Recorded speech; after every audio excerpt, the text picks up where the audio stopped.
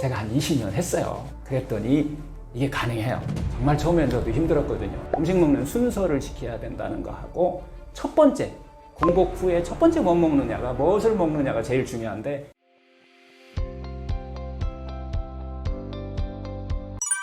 '소식을 하는 가장 좋은 방법은 무엇일까요?' 16대 8 간헐적 단식. 먹을 때 그냥 먹고 충분히 먹고 공복 시간을 좀 길게 하는 이 식사법을 저는 보내드리고요. 제가 한 20년 했어요. 그랬더니 이게 가능해요. 정말 처음엔 저도 힘들었거든요. 한 3개월 동안 습관 들이는데 힘들어서 그렇지, 그 다음부터는 이게 여러 사람이 이게 행복합니다. 첫 번째, 내가 행복해요. 내 몸이 행복하고, 두 번째, 우리 집사람이 행복해합니다.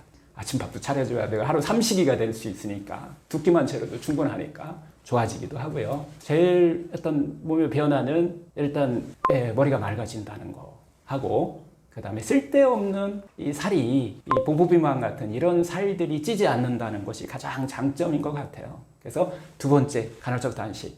또 이제 그 두 번째에 우리가 5대2라고 그래서 6대1도 하고 5대2로 해서 6일간은 정상으로 먹고, 하루는 뭐 굶는 방법, 아니면 하루는 뭐 채소만 먹는 방법도 있는데, 요것도 그 하루 지키기가요, 사실 보통 어려운 게 아닙니다. 처음은 지켜지는데 시간이 지나다 보면 어렵기 때문에 저는 16대 8, 8시간은 좀 편안하게 드시고 16시간은 공복을 유지하는 이 식사법을 권해드립니다.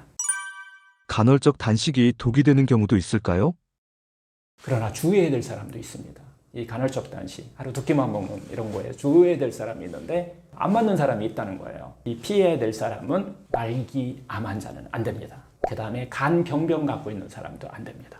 신부전 있는 사람도 안 됩니다. 또 위궤양이라든가 십이질환 궤양이 있는 분들은 안 돼요. 염증은 사용할 수 있는데 궤양이 있다라고 하면은 회복한 다음에 쓰시는 게 좋습니다. 반드시 회복하고 쓸 때도 이 전문가의 상담을 받은 뒤에 쓰시는 게 좋아요. 이렇게 하시는 게 좋아요. 이게 우습게 보여도요, 정말 처음에 상당히 힘들기도 하지만은 여러 가지 몸에서 변화 과정을 나타나는 경우도 많아요. 간헐적 단식을 할 때 공복 시간을 견디기 힘들다면 어떻게 해야 할까요?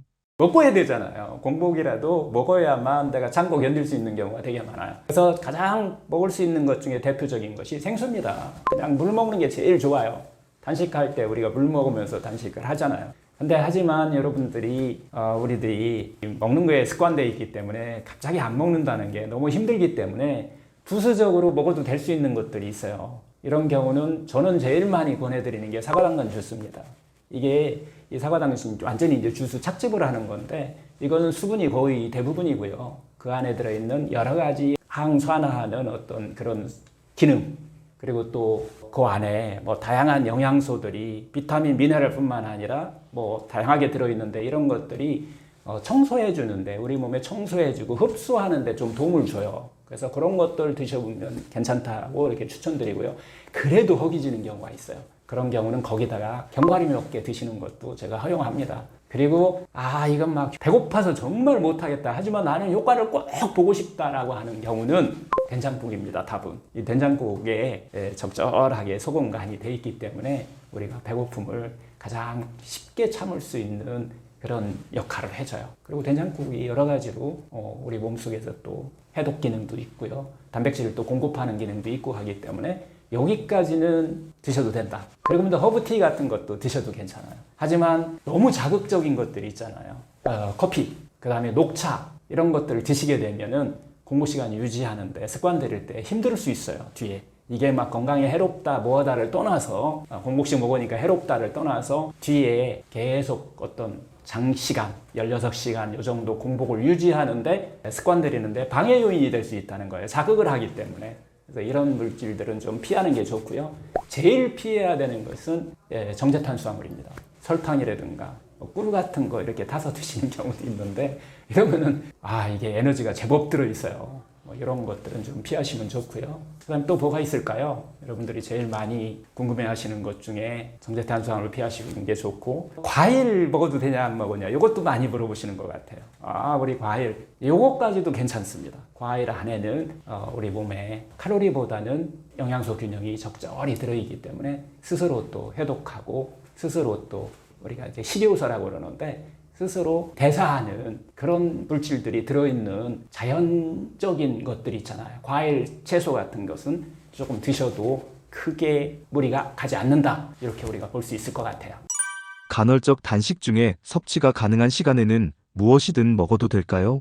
일단은 내가 원 없이 먹는 게 아니라 간헐적 단식은 제일 중요한 게 이제 시간 지키는 건데요. 이거보다 더 중요한 것은 6시간이든지 8시간 먹을 때 이 무엇을 먹느냐가 정말 중요합니다. 이때 내가 마음대로 막 그냥 뭐 정제 탄수화물, 뭐 고기, 뭐 육류부터 시작해서 이런 것들 많이 드시게 되면은 우리 몸은 뭐 그렇게 생각하시면 돼요. 단식을 해놨기 때문에 정말 하얀색이 된 거거든요. 그런데 그런 물질들은 들어오면서 대사하면서 찌꺼기를 만들기 때문에 결국 검정색 잉크를 그냥 확 뿌려버리는 거예요. 그래서 안 하니만 못하는 결과가 나와요. 그래서 그것을 제일 조심하셔야 되는데 답은 딱 정해져 있어요. 음식 먹는 순서를 지켜야 된다는 거하고 첫 번째, 공복 후에 첫 번째 뭐 먹느냐가 무엇을 먹느냐가 제일 중요한데 그때 답은 샐러드입니다.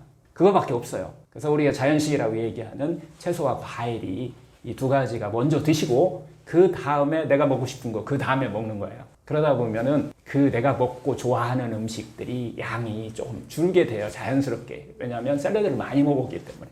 결국 샐러드 두어 점 먹는 게 아니라 샐러드를 충분히 먹는다는 것이 핵심 포인트예요. 그래서 제일 중요한 것은 뭐 적게 먹고 많이 먹고 무엇을 먹느냐라고 하는 것이 결국 내가 평상시 건강하게 먹는 것이 제일 중요하다. 그래서 9가지 영양소라는 이야기, 그리고 또 생채소라는 이야기, 과일이라고 하는 이 두 가지를 얼마나 먹느냐가 간헐적 단식 하루 두 끼 먹는 식사에 어떻게 보면 성공을 좌우한다. 이렇게 보시면 됩니다. 간헐적 단식 섭취 시간에 제로 음료는 먹어도 될까요?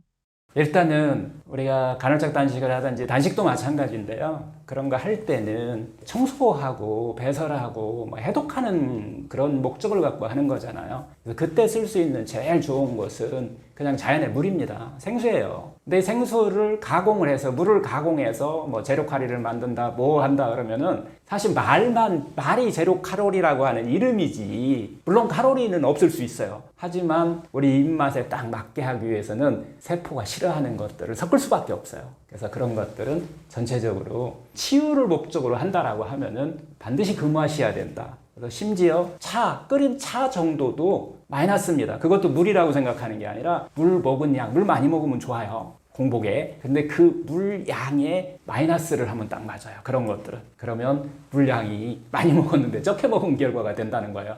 왜냐하면 청소를 해주고 몸 안에 쓸데없는 노폐물 뭐 이런 것들을 전체적으로 청소하는 역할을 해주는 것이 어떻게 보면 수분인데 그런 역할에서 문제가 있기 때문에 제로 칼로리냐 아니냐 그 안에 뭐가 들어있는 가공해서 뭔가가 들어있다라고 하면은 청소를 방해하는 물질로 이렇게 접근하시면 돼요.